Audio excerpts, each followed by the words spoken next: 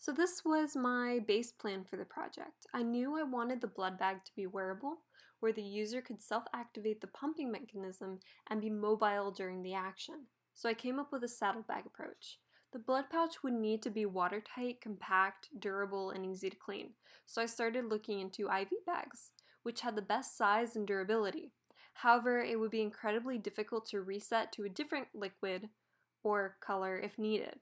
So I included the addition of a Ziploc bag inside the pouch. The Ziploc bag would hold the blood and would just be clamped in place using binder clips. If a different kind of liquid would be needed, the Ziploc bag can easily be removed and replaced with a fresh bag. This not only speeds up reset time, but also cleanup time. For the assembly, it's fairly simple. I used a submersible pump, which was stored inside the blood pouch so that the intake valve could feed. I then used vinyl PVC tubing to feed the outtake valve through the blood pouch to a smaller length of vinyl tubing, which would be used for the prosthetics around the face. Using a Y connector with the cap, another hose can be added or removed if needed. So diving deeper into materials, this is the submersible aquarium pump I decided to use. It runs off 12 volts, but I ended up using 9 volts.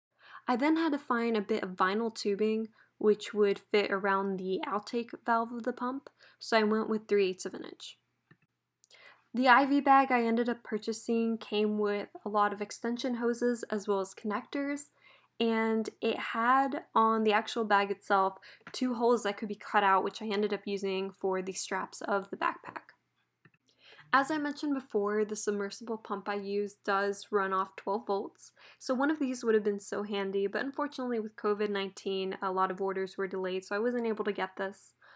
But I strongly recommend getting a 12 volt battery holder with a switch.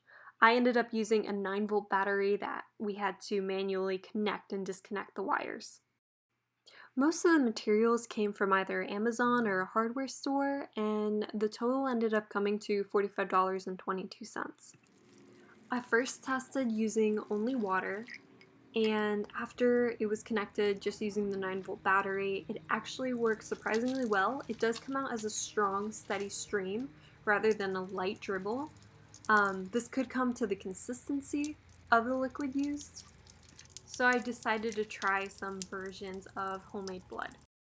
And of course this means Old Halloween blood. This consistency was very thick, so after mixing with water to thin it out, we then piped it through the last 8 inches of the disconnecting tube. And then using red food coloring, we just colored the water that would be placed inside the blood pouch. The stream is still an issue. However, if the hoses pinch, it does have a more lifelike effect. This comes down to using different hoses or trying to find a way to manipulate the amount of pressure.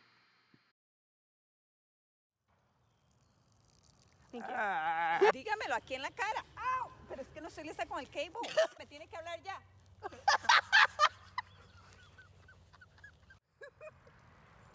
This is a different vampire.